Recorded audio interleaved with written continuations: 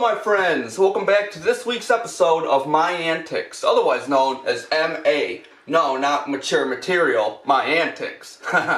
Anyways, I know I've been away for the last couple of weeks. I've been putting some serious work into the next official vertical My-ANTICS nest, which I now have behind me.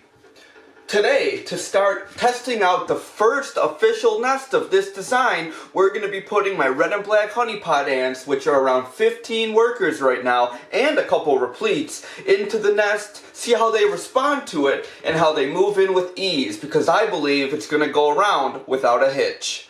Let's take a look behind us now and see exactly what this nest looks like up close.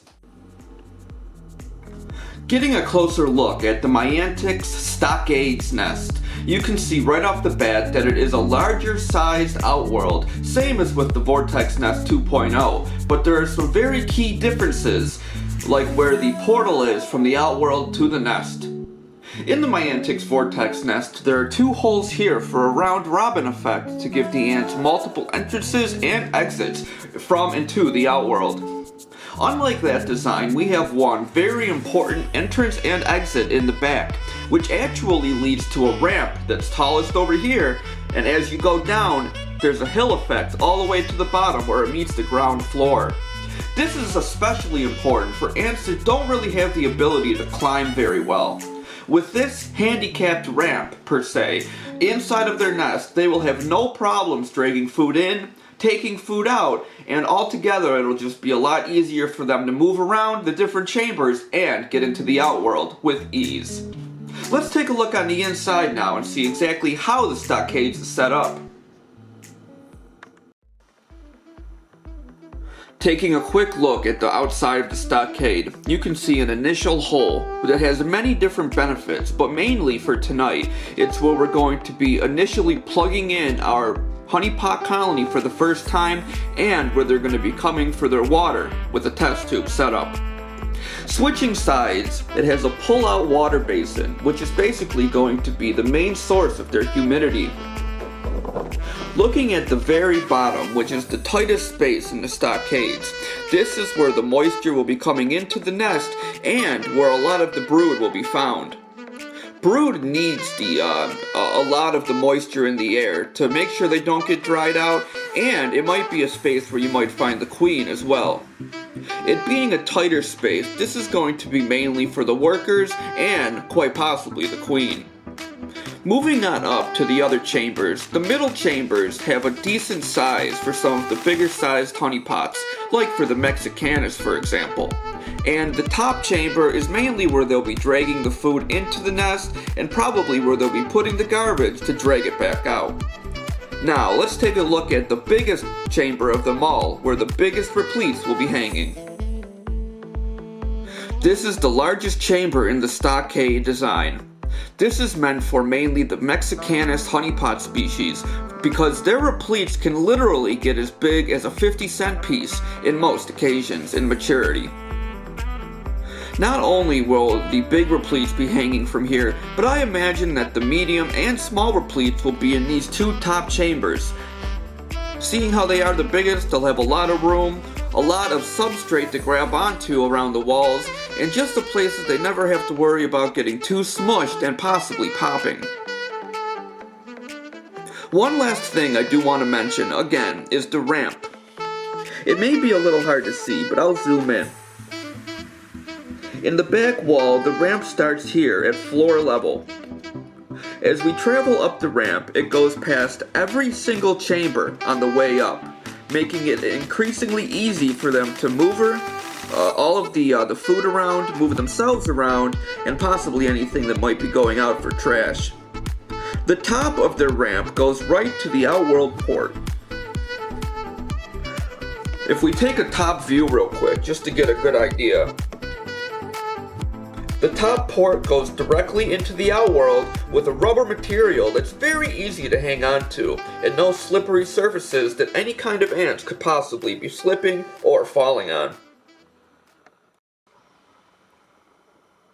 It's going to be kind of hard to see, but here are our black and red honeypots that will be moving into the nest. I don't want to stress them out because they already do have repletes. Luckily though, the replete is still small enough that she can move around when she wants to.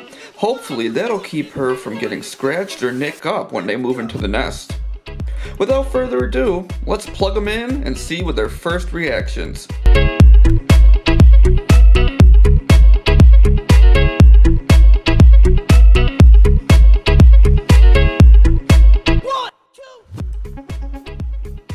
Everything is in place. Water has been put into the water basin and we are ready for takeoff. We're just going to wait a moment for this one little ant to back her way up from the cotton. They're very excited. They know that something's about to happen. I'm really proud and glad for them, in all honesty. They're about to have one heck of an adventure as soon as they get off the cotton. There we go.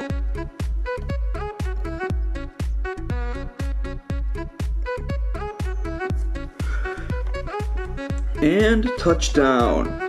The honey pots have been added. Let's go see what they're up to over here.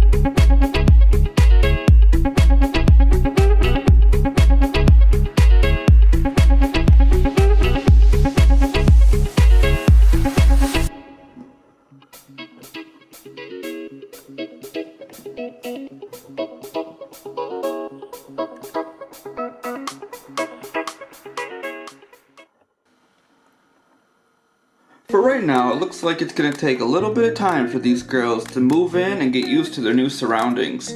Luckily for them, I made a cardboard cutout with electrical tape underneath.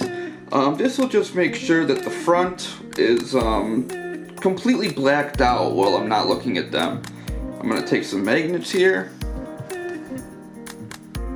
put that little lip like that, put that right there, and do it to the other side as well. And this will just make sure that no light comes in through the front. One last thing I do want to get set up for them before we call it a night is to take them off their little stand here, first of all. And without moving them around too much, I want to show you that there is a small square cutout in the back of this right here. This is where you want to put them. Let's see if we can figure this out around the Vortex Nests. You can put the heat cord underneath in this little dugout. There we go.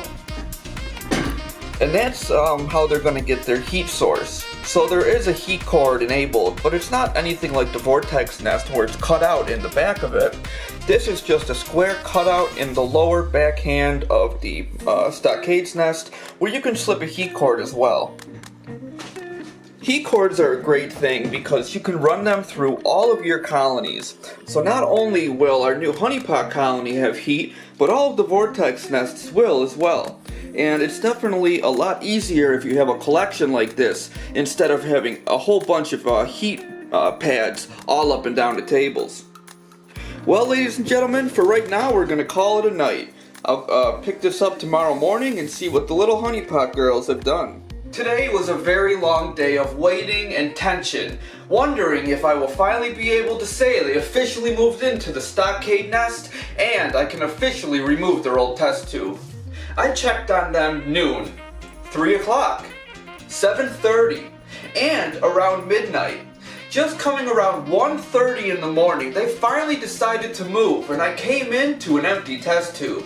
Now at first, I got really scared, and I thought there was just possibility that maybe they escaped, maybe it wasn't real and they found a way out and they're hiding somewhere in the ant room.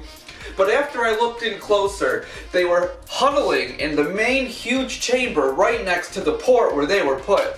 At this time, I saw them running in and out, not necessarily grabbing anything, but it just seems like they were making sure that they didn't forget anything and obviously leaving a scent trail. I quickly removed their old test tube, put in their water supply, made sure that the heat cord was on and set up to give them a warm welcome, and now officially we can finally say our honeypot colony is completely moved in. As promised, let's not spare any details. I have not looked in at our honeypot colony since they moved in. I just did everything I could to make them comfortable, and hopefully they've arranged themselves to their comfort as well. We're going to put a light in the back of their nest quick so we get a little bit better of a view. And for the first time, we're going to see them officially moved in to the stockades.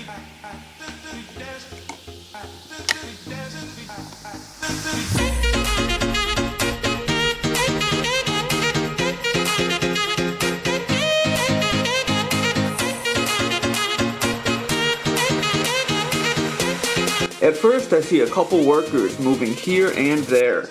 It doesn't seem like they've made their way to the bottom chambers yet, but I can see them already in the back of the stockade nest. If we zoom in, it's kind of hard to see because they are literally nesting right on the ramp at the moment, and I don't necessarily see any of those repletes that were still small enough to move around.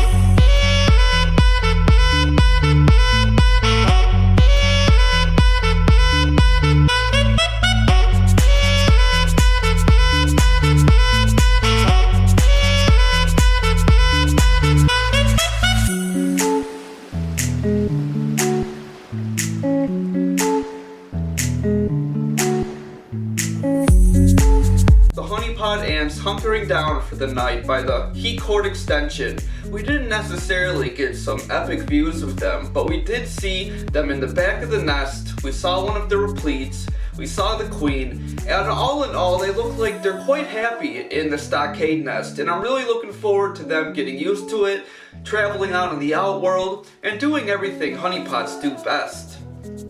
Other than that, we did skip a few weeks on the videos due to the designs taking so long with trial and error, and this being the only demo out, we still might have a little bit more tweaking to do on the stockade nest, but I promise you it won't be long until you can bring one into your ant room as well. We still have a lot coming up, so I hope you guys stay tuned, check out everything that we have to offer, and everything else to be a great ant keeper along with us in the future.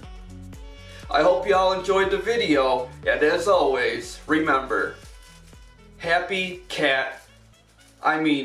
ant keeping.